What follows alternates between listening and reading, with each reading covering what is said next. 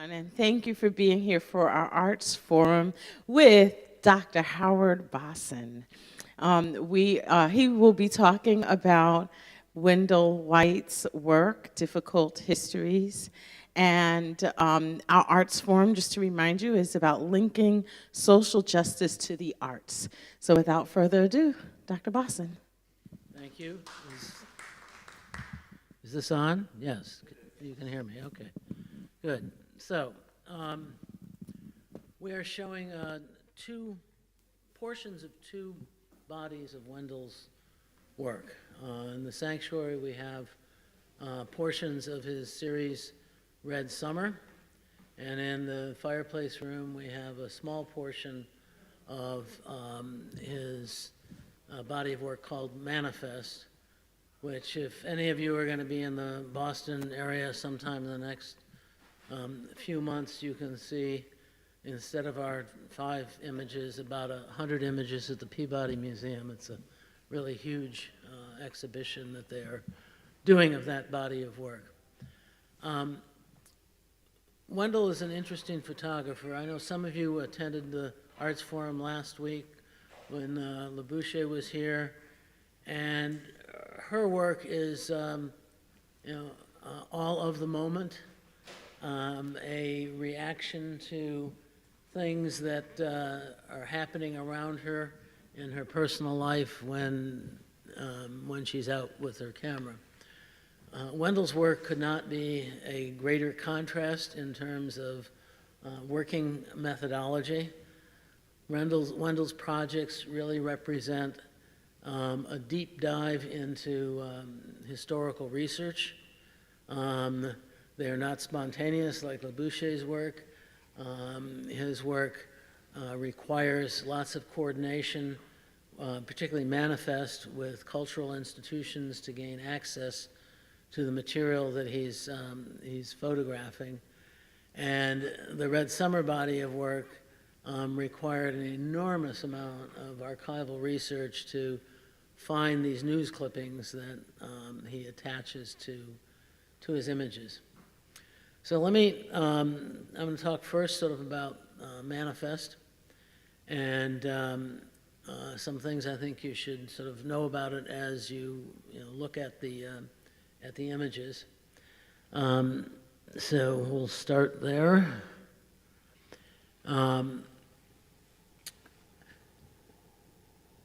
These photographs are what I would describe as very straightforward photographic color still lifes.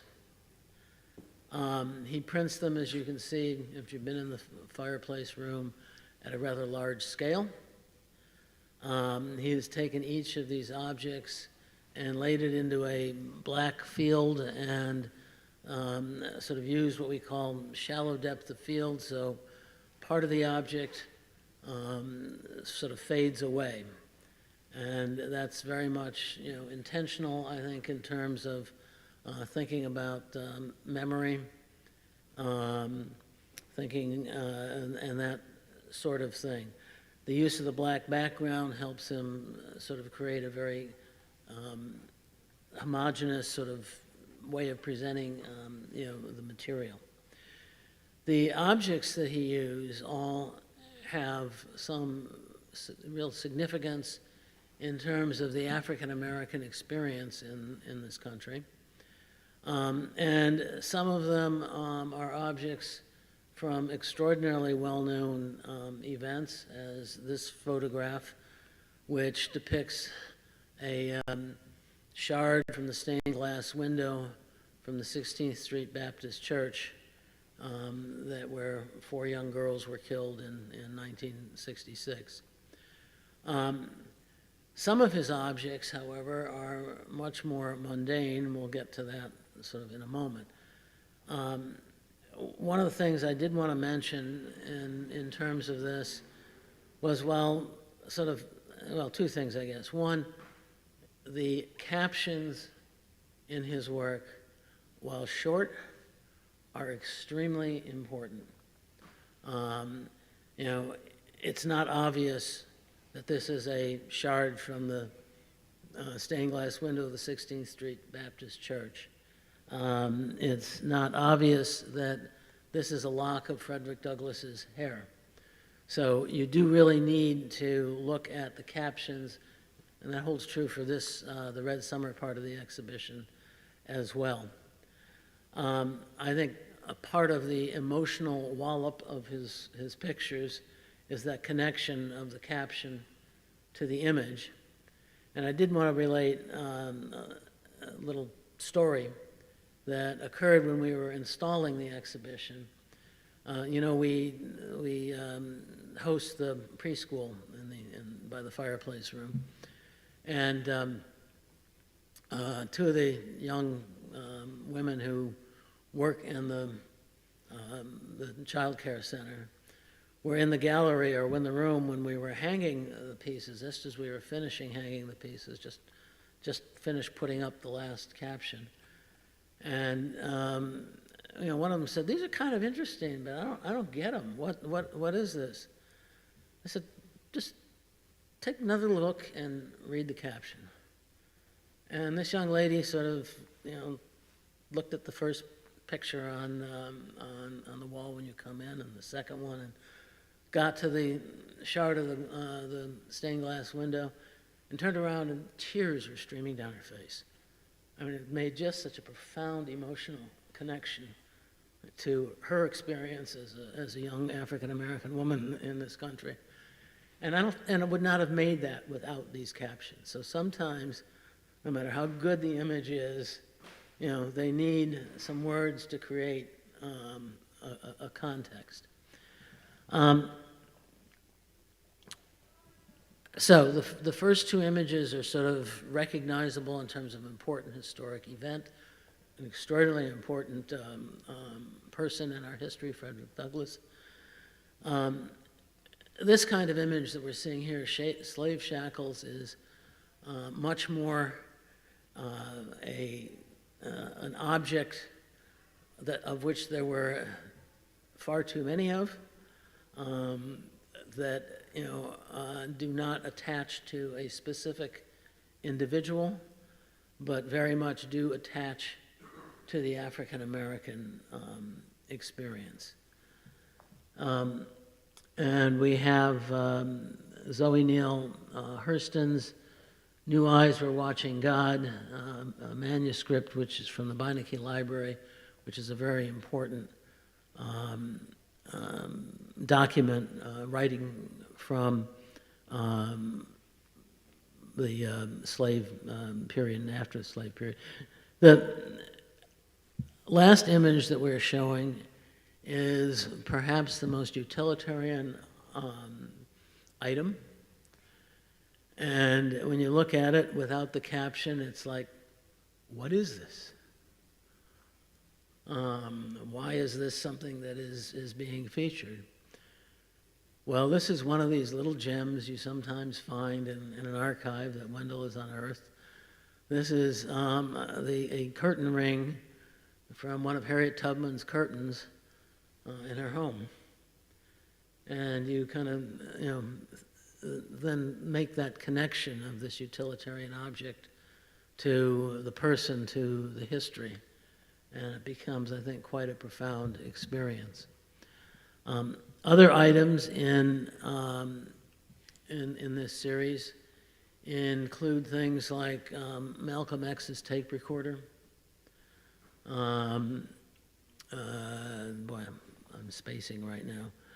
At any rate, there are lots of very, very interesting items. You can go to his website if you want to see a much fuller presentation of his images. And also on the back table here and on the back and the table in the fireside room, we have a catalog of his that features Manifest, Red Summer, and bits and pieces of 3 other series of his.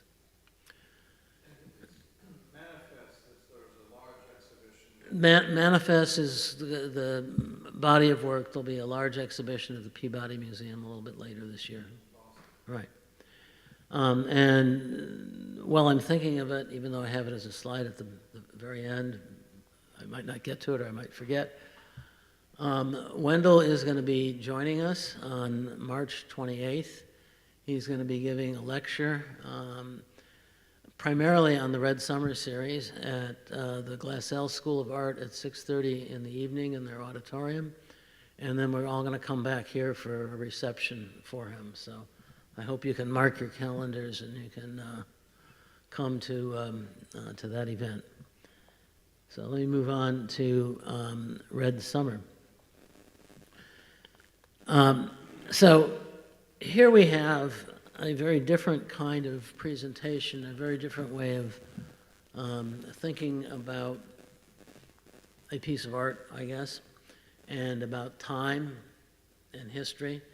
I mean, in Manifest, you have the historical object. It captures that, that sort of moment.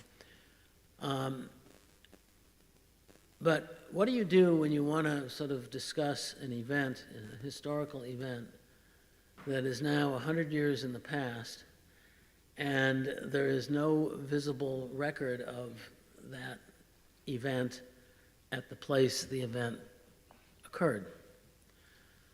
So Wendel came up with, I think, a very interesting solution to that. He went to these sites and made these color landscape images. Some are at the exact site, some are very near the site. It would sometimes depend on whether at the exact site he could actually make a halfway decent picture or not, or he had to go a little bit away, but I don't think that, in the end really matters much. And he makes these, very traditional color photographs. And then he went to these archives, newspaper archives, some of them online, some physically, and started looking for text that would go with the photographs. I mean, text, I mean clippings from the newspaper.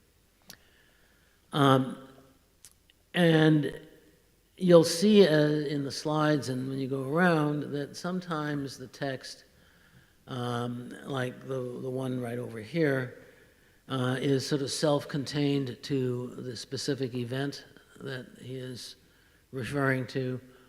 More often than not, it includes additional material. So when you look at this one, there's a whole bunch of interesting things going on in the news clipping, which provides us with sort of further context of the time. When I said the captions in this series are also extremely important, small but really important.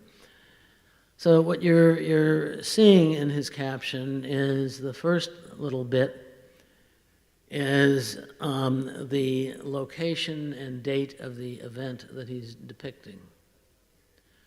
The second bit is the newspaper that the clipping was taken from, where that newspaper is in terms of the city, town, etc., and the date that it appeared.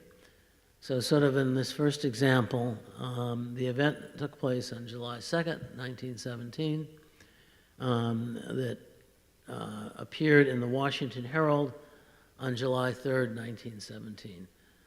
Very close together. Sometimes there's 3, 4, 5 days apart on some of these.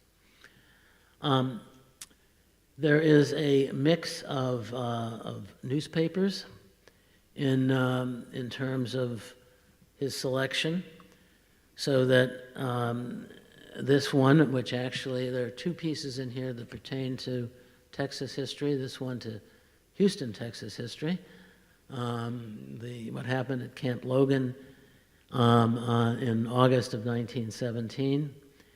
And you can see that this piece of news, news clipping, is from the Kingston Daily Freeman from Kingston, New York, that appeared on August 24th, 1917. Kingston Daily Freeman is was an African-American newspaper. And if you look sort of carefully, there's some that are obviously white mainstream press, like one we're coming up to that was something that occurred in San Francisco and appeared in the San Francisco Chronicle.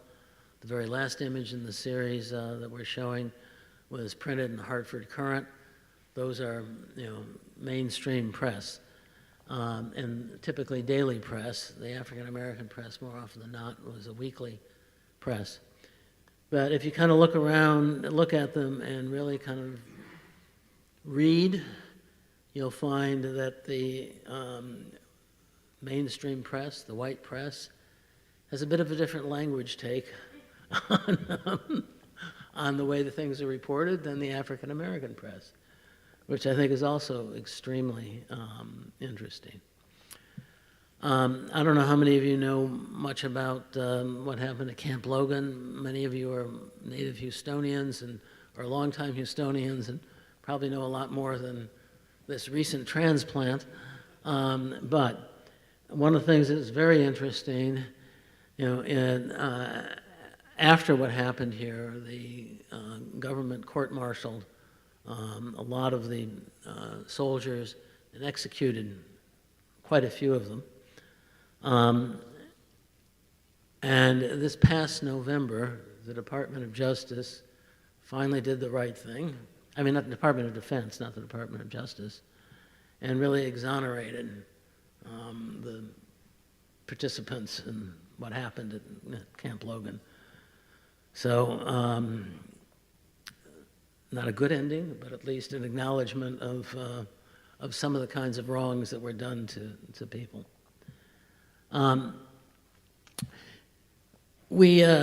You'll see from going through this, but that both the events that he is depicting occurred all over the country, as did the reporting on the events.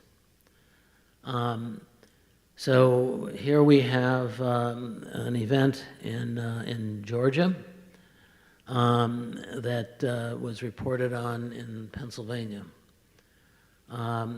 It's unfortunate that I can't actually read the newspaper headlines on this screen, and I'm not at an angle.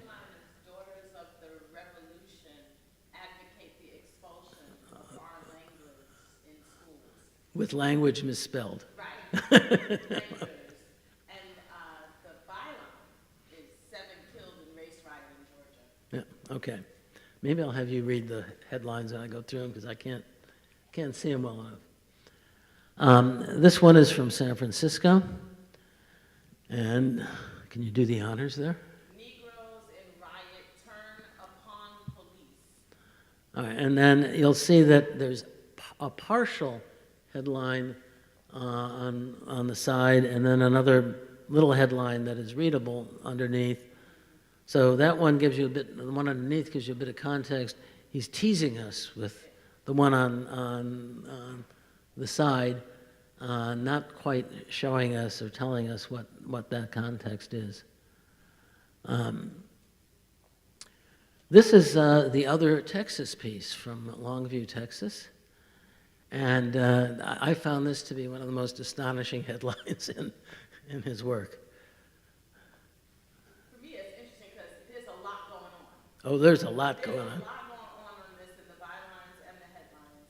The other one where I mentioned the byline was about the race riot, which is weird because they're talking about a headline on the newspapers. You're talking about the languages in schools. And in the byline is that 7 people get killed. Like, what? Which one is more important? Yeah. Well, that part. Yeah, go ahead. So it wants marriage annulled, claims wife has Negro blood in her veins. And that's the Great Battle of Longview, Texas. And then the other name for the race riots now closing in Gregg County. And then Back to the Farm advised in California. Negroes organize branch of American Patriotic League. Edsel Ford and father take complete control of motor company. Southern papers cross opinions in Negro situation. Girl's father denies charge. So there's a whole lot going on. Oh, there's there. a whole lot there, yeah, and that's, that's one of the things I think is really fascinating in his selection. I don't know if this is the one. There's That's Chicago. That's Chicago's race war spreads over the city. all right. That doesn't talk about the armistice, does it? That one underneath it. There's a whole bunch. The favor treaty with Colombia. These are bylines. 25 dead make battle toll. Okay. Treaty with France sent by Wilson. Chicago Carmen tie-up. Yeah, city okay. lines. Treaty with France and Wilson. So all right. Yeah. So you're seeing the local, our local events tied into truly international happenings, and all of this stuff is jumbled together in these little clippings, which gives us, I think, a really fascinating view of what's going on. This body of work is a way of kind of peeling back the layers of history. I mean, if you went to this particular site in Chicago, which actually Kathy and I have been to when we've been in Chicago. It's right along Lake Michigan, headed north from the Museum of Science and Industry towards downtown. It's a very beautiful, peaceful place where people go and ride their bikes, like you see in this picture. That's wasn't what it was like 100 years ago in that spot. A lot of these pieces that we're showing also relate to the steel strike of 1919, which was a very large strike that spread pretty much over most of the country. And one of the reasons it figures, I think, so much into Wendel's work here is the steel barons figured out that if you could pit the immigrant steel workers against the African American steel workers, you could basically, can I say it? It's good. You could basically, tremendously damage both of them, but they would still make money and come out on top. I'm in a sanctuary. I can't say probably exactly the way I would say it otherwise, but anyway, you get the idea. This is another one that refers to a steel strike incident. And here we have an incident in Kentucky where they literally ran the African Americans out of town. 200. 200. Mob deports 200 Negroes in Kentucky. Right. Sounds a little bit like a Trump speech last night. I guess I shouldn't have said that either, but anyway. Too late. It'd be hard to do this series without doing something that relates to the Tulsa Massacre. And this is he has a few pieces that relate to it. This is one that we took. And it is the New York Age was another one of the African American weekly newspapers. One of the things that you see relatively infrequently in his body of work, is a historical marker. That's because most of these places, the people who control historical markers have not found it to be particularly important enough to them to have historical markers. This one is an exception, and in Florida, and it describes a truly horrific event. I was going to say one of the more truly horrific events, but I don't think I can say that. They're all truly horrific events. 4 people were basically lynched. This man sort of protested. They took him out, made him stand on the grave of the 4 dead people, and then killed him right on top of the grave of the 4 dead people. So there's now 5 dead people.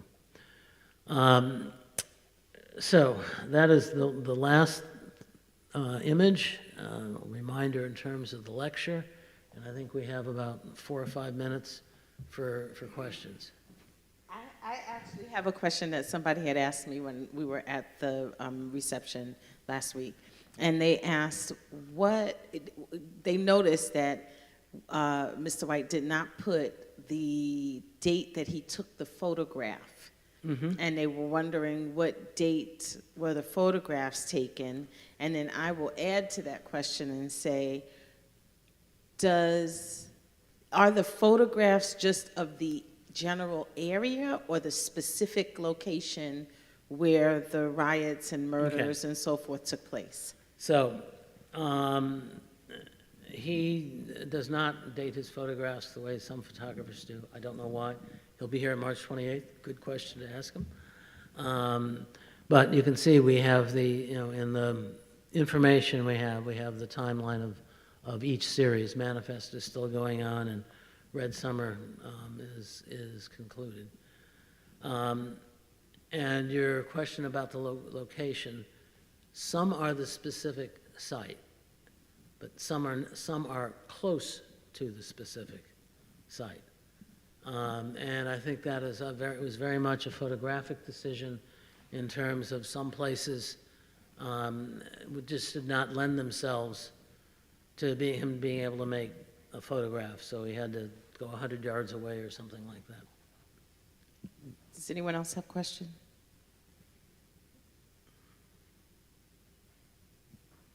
It strikes me, the work is, of course, very moving, but it strikes me you could do almost exactly the same kind of exhibit over Native American. That Native American history is invisible in this country, except for reporting on, Indian massacres and things. And so that same potential exists for a whole different ethnic group. I think you're absolutely right. I think you could do that with a whole variety of marginalized groups. We tend to, not want to look at those aspects of history, and unfortunately, today we have large numbers of politicians who want to ensure that we don't look at those aspects of history.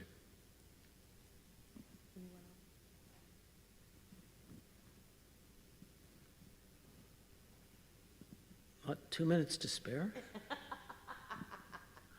Yeah. Well, thank you all very much. Thank you. And thank you so much, Dr. Boston. And I'll encourage you all. I'm here 4 or 5 times a week, so I have gone through and seen the exhibit in detail about 4 times now.